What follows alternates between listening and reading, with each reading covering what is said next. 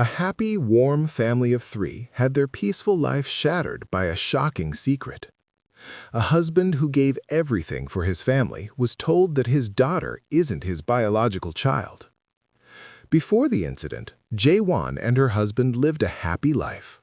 Her husband had a gentle personality and took care of Jae-won's daily needs meticulously.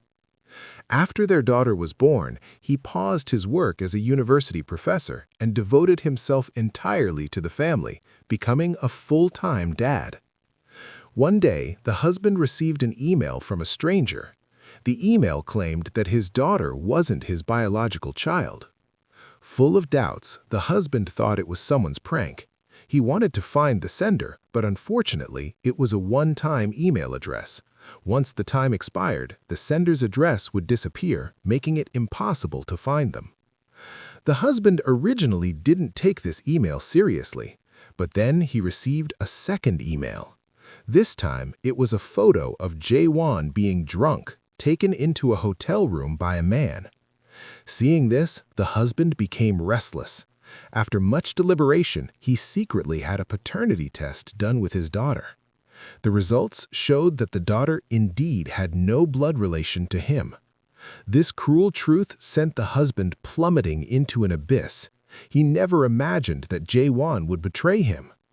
From that day on, the husband was determined to get revenge on Jae-won, to make her experience what it feels like to be hurt. The husband deliberately changed his style of dress and went on dates with Jae-won's best friend. He leaked information to Jae-won about the stepfather buying a house and then subletting it to the best friend. He then took their daughter and pretended to visit the best friend's home, all to make Jae-won misunderstand. Now that Jae-won has found the paternity test results, she doesn't believe that her husband and daughter have no blood relation, so she takes both their toothbrushes to have a second test done. Before the test results come out, Jae-won looks at the text messages from the stalker. The person keeps reminding her that something happened 7 years ago. Jae-won tries hard to remember. She vaguely recalls drinking at some gathering, but no matter what, she can't remember the specific incident. Jae-won is troubled and confused. She sits on the floor of her studio at a loss. Her secretary notices something is wrong and immediately notifies Director Yoon. Without a word, Director Yoon interrupts his meeting and rushes to find her. However, Jae-won has already left the company, walking aimlessly in a daze. Returning home, Jae-won sits slumped on the edge of her bed. Headache pills are scattered all over the floor. Her phone keeps ringing. It's Director Yoon calling. Jae-won has no mood to answer. She keeps replaying her husband's cruel words in her mind. Only now does she realize that she is the source of this major family crisis. She finally understands what her husband meant by living in hell. Since Jae-won won't answer the phone, Director Yoon is very worried and keeps watch outside her house. A suspicious man wearing a hat comes to Jae-won's door, looking around furtively. Director Yoon approaches to observe this person, but accidentally steps on leaves, making noise.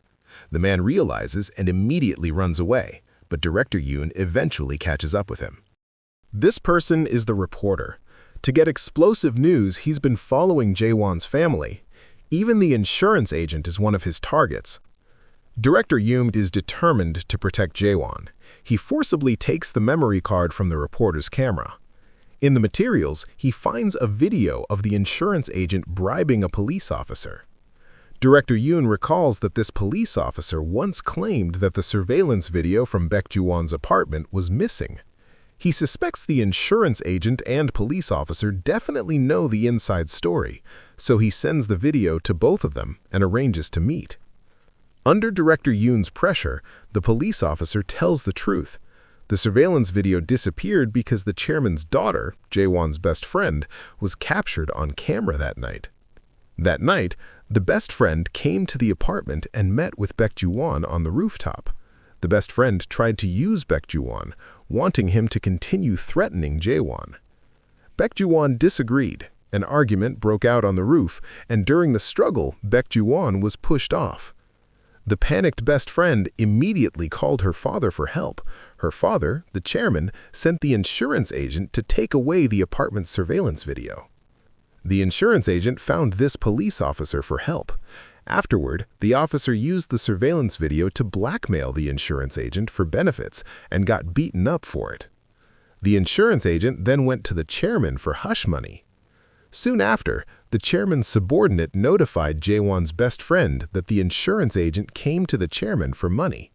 The best friend wanted to talk with the insurance agent, but learned from him that Director Yoon already knows the inside story. Jae-won has been kept in the dark. Only now does she realize that everyone around her has ulterior motives.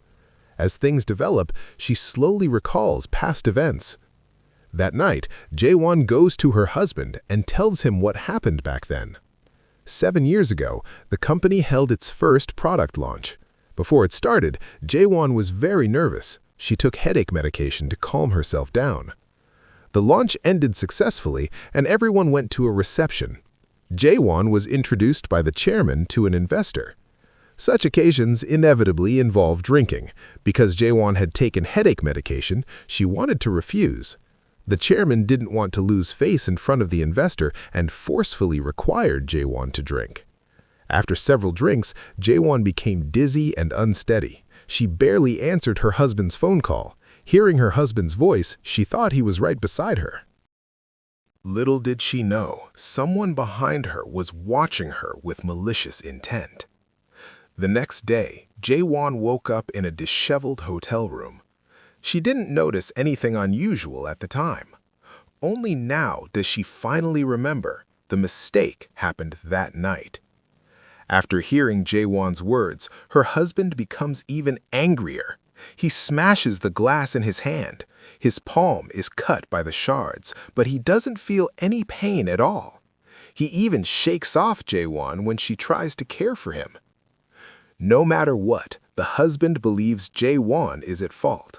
The only thing in this house he cares about is his daughter.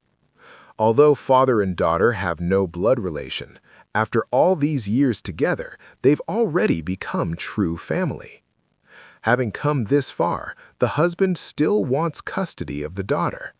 As a mother, how could Jae-won hand over her biological child? Unable to reach an agreement, the couple parts unhappily once again. Both are heartbroken over this family that's falling apart. Just then, both their phones receive a text message at the same time. The person who originally sent the husband the anonymous email now reminds the couple that this is just the beginning. Regarding the current situation, the husband is completely baffled. He takes out the phone he found in his best friend's car. The information inside seems to have been deleted. The husband calls a phone number inquiry platform, wanting to check the text message transmission records. The platform needs to confirm the husband's identity first and asks if he is Jae-jun. The husband is confused. Jae-jun is clearly his twin brother's name. Just then, his best friend appears before him. The husband questions her again about her relationship with Jwan. Jwan was a scholarship recipient from the Best Friends Foundation. Faced with the husband's questioning, the best friend talks nonsense, falsely claiming she was being blackmailed by Jwan for money. The husband already knows that the best friend deliberately used a phone card under his brother's name to contact Jwan. After hearing the best friend's lies, the husband is even more certain that she has ulterior motives. He decides to cut ties with her and warns her to stay away from his daughter. Not long after, Jae-won and her husband sit down once again to discuss divorce. The husband still won't give the daughter to Jae-won. They talk for a long time but still can't find a good solution. Troubled and confused, Jae-won drives to the countryside to find her stepfather. Father and daughter sit together for a rare meal and chat. Talking about the past, Jae-won still remembers being used by her cold-hearted mother as collateral to creditors for debt repayment. Even when she was taken to the loan company, she didn't make a fuss because she knew in her heart that her stepfather would definitely appear. During that unpleasant childhood, it was her stepfather who gave Jae-won tremendous comfort and love. Jae-won never experienced a mother's love. She only knew that her stepfather would do everything for her, just like her husband does for their daughter. Facts prove that compared to herself, their daughter is indeed closer to her husband. Thinking of this, Jae-won is deeply pained. On the way back to the city, she suddenly stops the car and walks into the rain, letting her body get drenched by the heavy rain. She hugs herself alone and cries silently. Soaking wet, Jae-won returns home and stands before her husband. Jae-won doesn't want her wrong decisions to affect her daughter's entire life. She ultimately chooses to give custody to her husband. After making this decision, Jae-won composes herself and returns to work at the company.